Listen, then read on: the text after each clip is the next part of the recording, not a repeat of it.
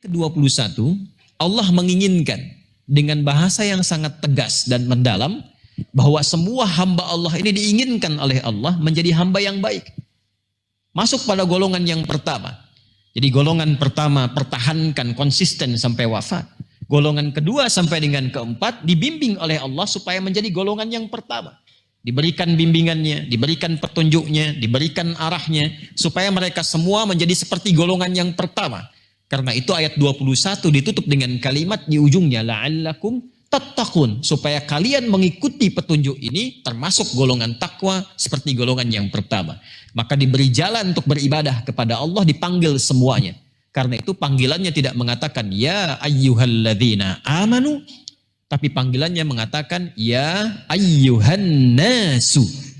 Ingat, kalau ya ayyuhalladzina amanu maka itu hanya bagi insan beriman saja. Secara umum demikian. Tapi ketika dipanggil ya ayyuhan nasu ubudu rabbakumul ladzi khalaqakum walladzina min qablikum la'allakum tattaqun. Allah menginginkan, hei semua manusia tanpa kecuali. Saya pernah detilkan dari huruf ya-nya. Dipanggil tanpa kecuali. Itu kan ya itu disebutkan 361 kali dalam Al-Quran. Itu di ilmu nahwu disebut dengan harfun nida, linida'il qarib, wal mutawassit, wal ba'id. Huruf panggilan, memanggil yang dekat, menengah, dan jauh. Jadi kalau antum sedang pusing di Mekah, ya, pengen cari jalan pulang gak ketemu, antum bilang, ya, nengok semua tuh. Yang dekat, yang tengah, yang jauh itu. Ya. Kenapa? Karena ya itu manggil semua. Nah ini isyaratnya dalam sekali. Ya, kan? Dipanggil, hei semua. Baik yang merasa dekat denganku, golongan satu. Yang menengah, muslim tapi bermasalah. Atau bahkan yang jauh dariku yang belum beriman. Ayyuha disebutkan 150 kali dalam Al-Quran. Ayyunya munada berfungsi taukid menegaskan. Haknya tanbih berfungsi mengingatkan. Jadi kalau kita ngaji di balaghah, kemudian kita kembalikan ke ayat. Ayatnya berbunyi begini. Hei ayyuhan nasu, semua tanpa kecuali, yang dekat, menengah, dan jauh. Aku tegaskan ya, aku ingatkan. Kepada siapa? An-nasu. Disebutkan 241 kali dalam Al-Quran. Manusia disebut dengan 5 nama. Tapi di sini disebutkannya An-nas. Dia bisa disebut dengan bashar. Ingat, bashar 35 kali disebutkan dalam Al-Quran. Qul innama ana basyarum mithlukum. Ada yang disebut dengan ins, dipasangkan dengan jin. Ya ma'syaral jinni wal ins. Wa ma khalaqtul jinna wal ins. Disebutkan pasangan ini 18 kali dalam Al-Quran. Ada yang kadang disebut dengan insan. Hal ata 'alal insan. Ada surah Al-Insan, surah ke-76. Ya. Ar-Rahman 'allamal Quran. Khalaqal insan. 65 kali disebutkan dalam Al-Quran.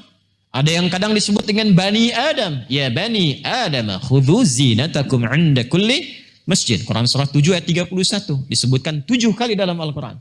Tapi di sini Allah tidak mengatakan ya ayyuhal bashar, ya ayyuhal ins, ya ayyuhal insan, ya ayyuhal bani Adam. Tidak. Allah mengatakan ya ayyuhan nas. Kenapa disebut nas? Nas itu kalau disebutkan sudah mencakup seluruh manusia dengan interaksi sosialnya. Dimanapun dia berada. Jadi Quran itu setiap kalimat, setiap diksinya itu tajam dan terukur. Tinggi presisinya. Jadi kalau bukan firman Allah, mustahil itu ada kalimat begitu. Setiap tempat, setiap ayatnya itu punya makna yang spesifik dan dalam sekali. Jadi Allah mengatakan, hei semua manusia yang berinteraksi dalam kehidupan, dimanapun kalian berada. Kalian merasa dekat, menengah atau jauh dariku. U'budu rabbakumul ladzi khalaqakum walladzina min qablikum la'allakum tattaqun. Terjemahnya dari belakang dulu. Aku menginginkan kalian tuh jadi baik semua. Aku ingin kalian mendekat kepadaku. Aku ingin kalian bahagia. Aku ingin kalian mendapatkan petunjukku. Jalan menuju situ, mendekatlah kepadaku. Caranya bagaimana? Tingkatkan ibadah. Ibadah itu membangun kedekatan dengan Allah. Kenapa ya Allah? Aku yang telah menciptakanmu. Aku yang paling tahu tentang engkau. Aku tahu hidupmu. Ya kan? Logikanya kata Allah begitu. Itu dibalas dengan logika. Kan aku yang menciptakan engkau. Engkau tahu aku penciptamu. Ya kan? Aku yang tahu jalan hidupmu. Aku tahu hidup dan matimu. Aku tahu mana yang baik untukmu, mana yang tidak baik untukmu. Dekati aku. Amalkan petunjukku. Supaya engkau masuk dalam golongan yang pertama. Lalu apalagi ya Allah? Maka muncul ayat ke-22 untuk menegaskan. Ini aku siapkan untukmu. Engkau berkehidupan di bumi kan? Aku jadikan bumi nyaman untukmu. Alladzi ja'ala lakumul arba firasya. Aku jadikan langit sebagai naungan. Aku berikan berbagai tempat untuk berkehidupan. Diberikan kenyamanan. Tujuannya apa? Supaya kita kenal Allah.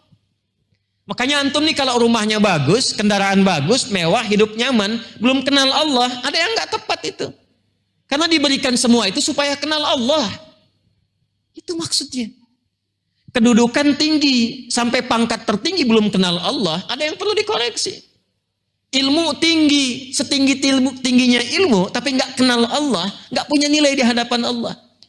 Karena puncaknya itu, alladzina yadhkuruna Allah qiyaman wa qu'udan wa 'ala junubihim wa yatafakkaruna fi khalqis samawati wal rabbana ma khalaqta hadza batila subhanaka faqina adzaban nar. Jadi kita itu kalau merasa hidup nyaman, itu tuh supaya kenal Allah.